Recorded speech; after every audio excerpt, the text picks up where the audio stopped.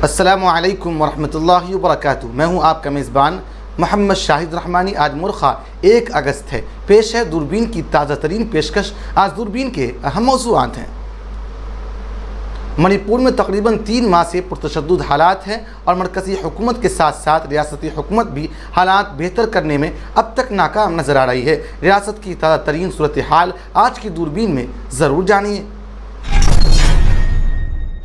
उत्तर प्रदेश के वज़ीर आला योगी आदित्यनाथ ने ज्ञानवापी मस्जिद मामले पर मुतनाज़ा बयान दिया है। उत्तर प्रदेश के वाराणसी में वाक़ ज्ञानवापी मस्जिद का मामला इन दिनों सुर्खियों में है। इस पर हाई कोर्ट 3 अगस्त को फैसला सुनाएगी। उत्तर प्रदेश के वज़ीर आला योगी आदित्यनाथ के खिलाफ सोशल मीडिया पर मुतनाज़ा बयान देने के इल्ज़ाम में सैयद उज़्मा परवीन के खिलाफ साइबर क्राइम थाने में मुकदमा दर्ज किया गया है। कांग्रेस पार्टी के रहनुमा कन्हैया कुमार ने वज़ीर आला शिवराज सिंह चौहान पर सख्त तनकीद की है। मध्य प्रदेश असेंबली इंतखाबात से कबल हरीफ पार्टियों की एक दूसरे पर तनकीद और नुक्ताचीनी बढ़ती जा रही है। मध्य प्रदेश के रीवा जिला वाक़े दीव तालाब असेंबली हलके के शिव मंदिर में ज़ियारत करने पहुंचे अक़ीदतमंदों पर बिजली का तार टूट कर गिर गया, जिससे मुतअद्दिद अफ़राद मुतासिर हुए हैं। वाक़े की ताज़ा तरीन सूरत हाल तफ़सील में ज़रूर देखिए। 2019 से 2021 के दरमियान भारत में 13 लाख से ज़्यादा लड़कियां और ख़वातीन लापता हो गई हैं। भारतीय वज़ारत दाखिला की तरफ से गुज़िश्ता हफ्ते पार्लियामान में पेश करदा इस रिपोर्ट ने ख़वातीन के हवाले से तशवीशनाक सूरत हाल को उजागर किया है। पाकिस्तानी तफ्तीश कारवां के मुताबिक गुज़िश्ता रोज़ मुल्क के बाजोर खित्ते में होने वाले बम धमाके के पीछे दाइश का हाथ हो सकता है। ताहम अभी तक इस हवाले से कोई हतमी ऐलान सामने नहीं आया है। पाकिस्तान सेनेट के स्पीकर सादिक संजरानी ने इतवार को हुक्मरान इत्तेहाद समेत कानून साजों की शदीद मुखालिफत के बाद पुरतशद्दुद इंतहा पसंदों को रोकने के मकसद से तैयार एक बिल को वापस ले लिया है। अफगानिस्तान की सरकारी खबर रसा एजेंसी मुख्तार ने इतवार को बताया कि तालिबान की मजहबी पुलिस ने मगरबी सुबह बरात में मुबैना तौर पर मौसीकी के आलात जला दिए। आज की दूरबीन में इस खबर की पूरी तफसीलात ज़रूर देखिए। फीफा ख़वातीन वर्ल्ड कप के एक मैच में मराकश ने इतवार को ज़बरदस्त उलटफेर करते हुए जमहूरिया कोरिया को 0-1 से शिकस्त दे दी। आप हमें YouTube पर देखने के अलावा हमारे तमाम सोशल मीडिया पेजेस पर भी फॉलो कर सकते हैं। आप फ़िक्र नज़र उर्दू का प्रोग्राम दूरबीन देख रहे हैं। मणिपुर में तकरीबन 3 माह से पुरतशद्दुद हालात हैं और मरकज़ी हुकूमत के साथ साथ रियासती हुकूमत भी हालात बेहतर करने में अब तक नाकाम नज़र आ रही है। यही वजह है कि अपोजिशन पार्टियां लगातार हुकूमत पर हमला आवर नजर आ रही हैं। इस दरमियान मणिपुर के नस्ली तशद्दुद में शामिल एक तबका मैती से ताल्लुक़ रखने वाले कुछ लोगों ने सुप्रीम कोर्ट में अर्जी दाखिल की। इस अर्जी में उन्होंने मणिपुर तशद्दुद के लिए असल वजह म्यांमार से हो रही कुकी तबके की दरअंदाजी को ठहराया है। इसी के साथ उन्होंने कुकी समाज को दहशतगर्द बताने की भी कोशिश की। हालांकि सुप्रीम कोर्ट ने इस अर्जी को खारिज कर दिया। मैती तबके के एक इदारे ने सुप्रीम कोर्ट में अर्जी दाखिल किया था। उन्होंने कहा कि मणिपुर में जो तशद्दुद वाले वाक़यात हो रहे हैं वो नस्ली तशद्दुद नहीं है। अर्जी दहिंदा का कहना है कि यह तशद्दुद म्यांमार से आने वाले मुसल्लह कुकी दहशतगर्दों के जरिए नशीली अशिया के स्मगलिंग के सबब हो रहा है। अर्जी में कहा गया है कि यह नाजायज़ तौर से मणिपुर में हो रही अफीम की ज़राअत से नस्ली तशद्दुद हो रहे हैं। अर्जी में मैती समाज के इदारे ने कहा कि म्यांमार से लगातार सरहद पार करके कुकी दहशतगर्द असलहा के ज़ोर पर अफीम की गैरकानूनी ज़राअत करना चाहते हैं। इन इल्ज़ामात के साथ साथ अर्जी दहिंदा ने इस मामले की जांच के लिए SIT तश्कील देने का मुतालबा किया। इस अर्जी पर समाअत करते हुए सुप्रीम कोर्ट ने कहा कि आर्टिकल 32 के तहत दाखिल इस अर्जी को मंजूर नहीं कर सकते हैं। इसी के साथ सुप्रीम कोर्ट ने कहा कि अर्जी दहिंदा को मुनासिब फॉर्म के सामने ये बात उठानी चाहिए। वहीं सुप्रीम कोर्ट ने पीर को समाअत के दौरान ये भी मुशाहिदा किया कि ख़वातीन के ख़िलाफ़ जराइम पूरे मुल्क में हो रहे हैं और ये समाजी हकीकत का हिस्सा है। ताहम मणिपुर में जो कुछ हो रहा है इसे कोई माफ़ नहीं कर सकता। दरअसल सुप्रीम कोर्ट ने यह बयान उस वक्त दिया जब एक वकील ने मगरबी बंगाल में ख़वातीन के खिलाफ तशद्दुद के वाक़यात का हवाला दिया। एडवोकेट बंसोड़ी स्वराज ने chief justice of India DY Chandrachud की सरबराही में और जस्टिस JB पादरीवाला और मनोज मिश्रा पर मुश्तमिल बेंच के सामने कहा कि मगरबी बंगाल और छत्तीसगढ़ में भी ख़वातीन के खिलाफ तशद्दुद के वाक़यात मणिपुर की तरह हैं। जिस पर चीफ जस्टिस ने कहा कि हम मणिपुर पर बात कर रहे हैं और आप जिस पर बात कर रहे हैं उन पर हम बाद में सुनेंगे। सुराज ने जोर दिया कि सुप्रीम कोर्ट जो भी मैकेनिज्म तैयार करे, इसमें पूरे हिंदुस्तान की बेटियों को तहफ़्फ़ुज़ फराहम किया जाना चाहिए। उन्होंने मज़ीद कहा कि मणिपुर में जो कुछ हुआ उसका नोटिस लेने के लिए मैं शुक्रगुजार हूँ। चीफ जस्टिस ने कहा कि बिलाशुबा पूरे मुल्क में ख़वातीन के खिलाफ जराइम हो रहे हैं और ये हमारी समाजी हकीकत का हिस्सा है, लेकिन हम मणिपुर में गैर मामूली जुर्म की संगीनी के केस से निमट रहे हैं, जहाँ फ़िरका वाराना झगड़े में ख़वातीन के खिलाफ तशद्दुद का इर्तिकाब हो रहा है। सुप्रीम कोर्ट ने कहा कि ये कहने से कोई फ़ायदा नहीं कि ख़वातीन के खिलाफ जराइम हर जगह हो रहे हैं। इसका एक ही जवाब है कि मुल्क के एक हिस्से मणिपुर में जो कुछ हो रहा है उसे आप इस बुनियाद पर माफ़ नहीं कर सकते कि दूसरे हिस्सों में भी ऐसे ही जराइम हो रहे हैं। सवाल यह है कि हम मणिपुर से कैसे निमटते हैं। चीफ जस्टिस ने वकील से यह भी पूछा कि आप जिक्र करें कि क्या आप ये कहना चाहती हैं कि भारत के तमाम बेटियों की हिफाजत करो या किसी की हिफाजत ना करो। एडवोकेट सुराज ने कहा कि जुलाई में 40 से 50 आदमियों के हजूम ने पंचायत इंतखाबी उम्मीदवार के कपड़े उतारे और उसके साथ छेड़छाड़ की और मगरबी बंगाल के एक गांव में उसकी उरिया परेड भी करवाई और मणिपुर से मुमासिल एक और वाक़या का जिक्र किया। एडवोकेट ने जोर दिया कि यह अदालत मणिपुर में जिस मैकेनिज्म की पैरवी कर रही है, मगरबी बंगाल, राजस्थान, छत्तीसगढ़ और केरला में भी इस तरीक़े कार पर अमल किया जाए जहां ऐसे ही वाक़यात हो रहे हैं। उत्तर प्रदेश के वाराणसी में वाक़ ज्ञानवापी मस्जिद का मामला इन दिनों सुर्खियों में है। अदालत में ज्ञानवापी मस्जिद के ESI सर्वे के हवाले से दरखास्त दायर की गई है, जिस पर हाई कोर्ट 3 अगस्त को फैसला सुनाएगी। वहीं उत्तर प्रदेश की वज़ीर आला योगी आदित्यनाथ ने इस मामले पर मुतनाज़ा बयान देते हुए कहा कि ज्ञानवापी मस्जिद को मस्जिद मानना ही नहीं चाहिए। मस्जिद मानने से उन्होंने इनकार कर दिया। योगी आदित्यनाथ का कहना है कि अगर उसे मस्जिद कहा जाए तो तनाज़ा खड़ा हो जाएगा। खबर रसा एजेंसी ANI को दिए गए एक इंटरव्यू में योगी आदित्यनाथ ने कहा कि अगर हम उसे मस्जिद कहेंगे तो तनाज़ा होगा। लोगों को देखना चाहिए कि त्रिशूल मस्जिद में क्या कर रहा है, इसमें भगवान की मूर्तियां हैं। ये तजवीज़ मुस्लिम समाज की तरफ से आनी चाहिए कि तारीख़ी गलती हुई है, इसका इज़ाला होना चाहिए। वज़ीर आला योगी आदित्यनाथ के बयान पर समाजवादी पार्टी के रहनुमा डॉक्टर HD हसन ने रद्द-ए-अमल जाहिर किया है। HD हसन ने कहा है कि 2024 इलेक्शन की तैयारी है, वहाँ 350 साल से नमाज हो रही है, तो उसे मस्जिद नहीं कहे तो क्या कहें। वज़ीर आला को ऐसा बयान नहीं देना चाहिए। तहक़ीक़ात में वाज़ेह हो जाएगा कि ये क्या है। वाज़ेह है कि ज्ञानवापी मस्जिद से मुताल्लिक़ मामला अभी भी अदालत में ज़ेर समाअत है। हिंदू फरीक की जानिब से दावा किया गया है कि मस्जिद के अंदर शिवलिंग मौजूद है, जबकि मुस्लिम फरीक ने इसे फुवारा बताया है। चंद दिनों कबल जब ASI ने मकामी अदालत के हुक्म पर सर्वे शुरू किया तो मुस्लिम फरीक ने सुप्रीम कोर्ट से रुजू किया, जिस पर अदालत उज़्मा ने मुदाखलत करने से इनकार करते हुए सर्वे पर स्टे लगाते हुए हाई कोर्ट जाने की हिदायत दी। हाई कोर्ट ने इस मामले की समाअत की और 3 अगस्त को फैसला सुनाने को कहा। तब तक ASI के सर्वे पर पाबंदी लगा दी गई है। वहीं ज्ञानवापी मस्जिद फरीक की जानिब से अंजुमन मसाजिद इंतज़ामिया के सेक्रेटरी SM यासीन ने कहा है कि वज़ीर आला के इस तबसरे पर हम कुछ भी नहीं कहेंगे। उत्तर प्रदेश के वज़ीर आला योगी आदित्यनाथ के खिलाफ सोशल मीडिया पर मुतनाज़ा बयान देने के इल्ज़ाम में सैयद उज़्मा परवीन के खिलाफ साइबर क्राइम थाने में मुकदमा दर्ज किया गया है। काबिल ज़िक्र है कि उज़्मा लखनऊ मगरबी असेंबली सीट पर ऑल इंडिया मजलिस इत्तेहाद मुस्लिमीन के टिकट पर इलेक्शन लड़ चुकी है। साइबर क्राइम पुलिस स्टेशन में तैनात हेड कांस्टेबल सुबोध कुमार पांडे ने FIR दर्ज करते हुए कहा कि IG लैंड ऑर्डर ने इस सिलसिले में एक खत भेजा है, जिसके मुताबिक Syed Uzma Parveen social media platform Twitter पर वज़ीर आला योगी आदित्यनाथ के लिए नाजेबा अल्फाज इस्तेमाल किए हैं।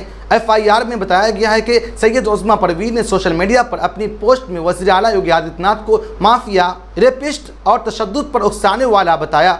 मजीद ये कि उन्होंने योगी के खिलाफ हथियार उठाने की धमकी भी दी है।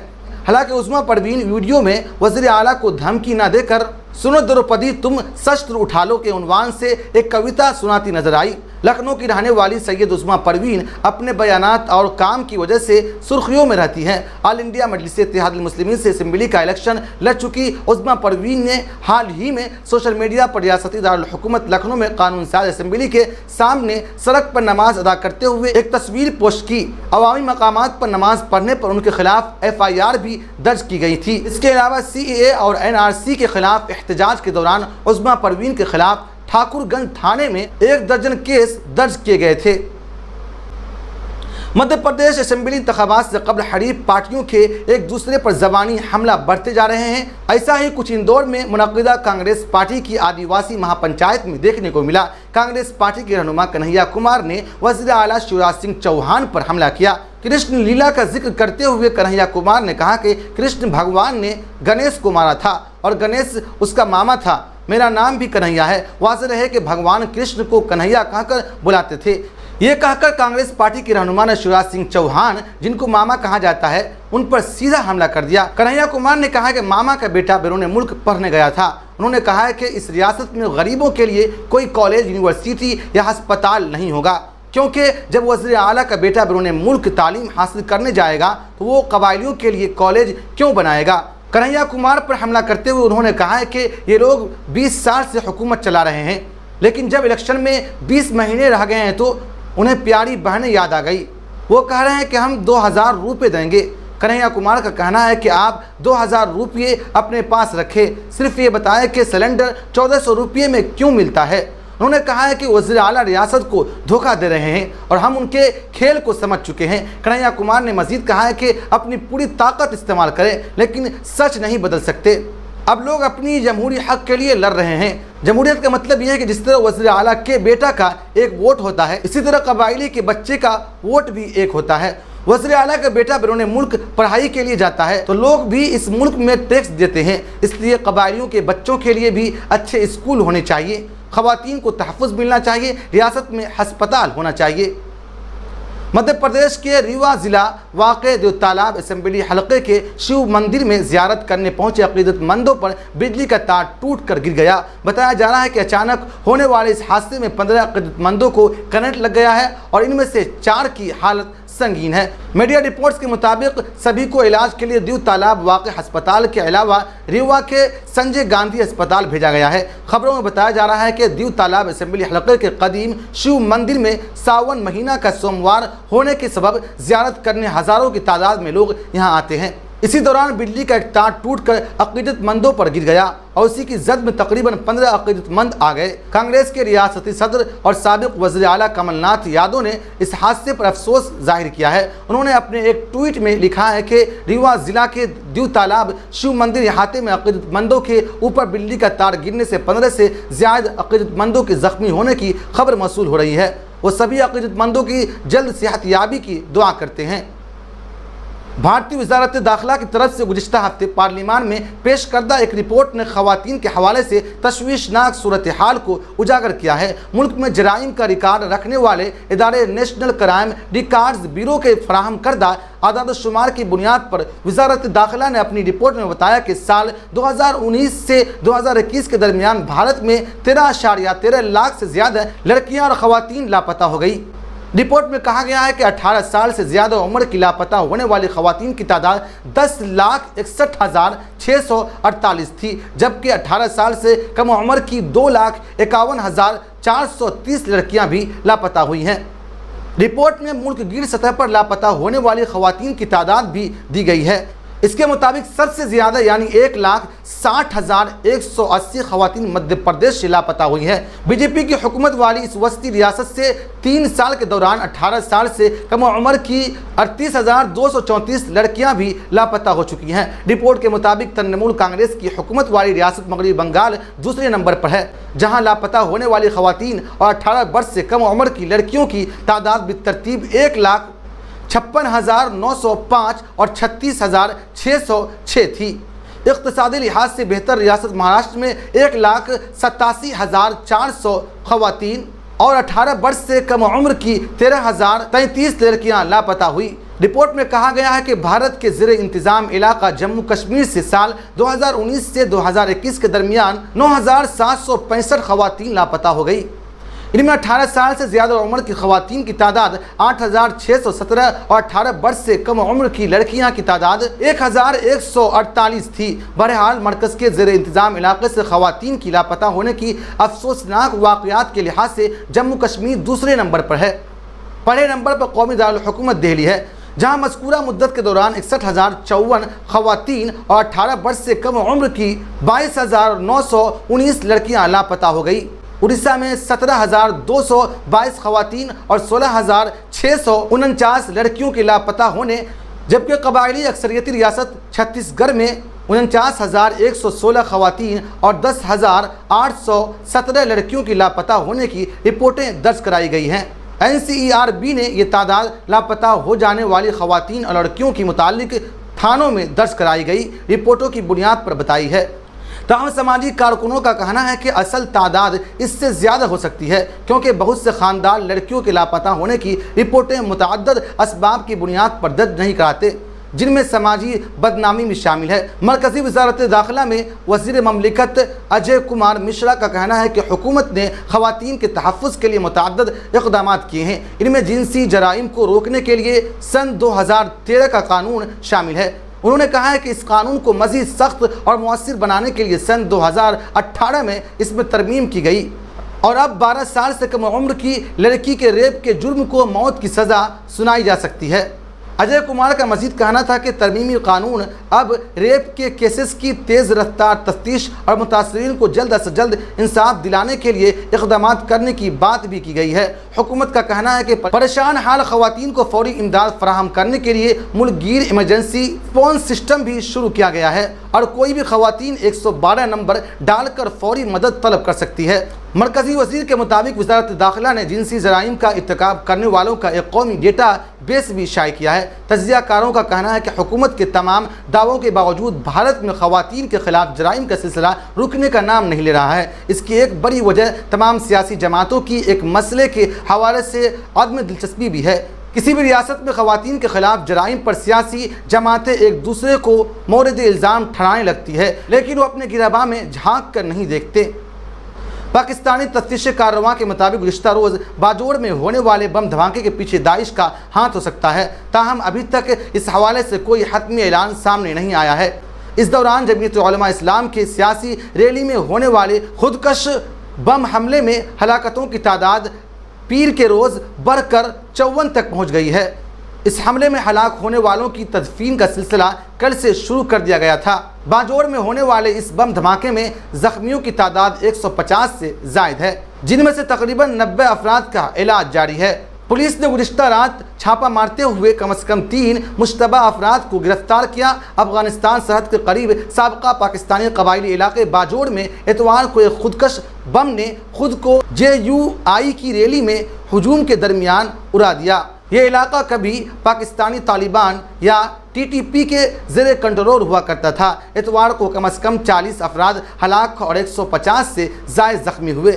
रेस्क्यू अहलकार बिलाल फैज़ी ने बताया कि कम से कम 6 मज़ीद ज़ख्मी अस्पतालों में ज़ख्मों की ताब न लाते हुए दम तोड़ गए, जिससे हलाकतों की तादाद 46 हो गई है। सूबाई पुलिस चीफ अख्तर हयात खान ने तस्दीक की है कि यह खुदकश हमला था और हमला आवर की शनाख्त के लिए DNI टेस्ट करवाया जा रहा है। मकामी पुलिस के सरबराह नज़ीर खान ने कहा है कि बम धमाके से मुमकिना ताल्लुक़ में कम से कम 3 मुश्तबा अफराद को रातों रात गिरफ्तार कर लिया, जबकि इंटेलिजेंस और कानून नाफिज करने वाले इदारों की जानिब से उनसे पूछगछ की जा रही है।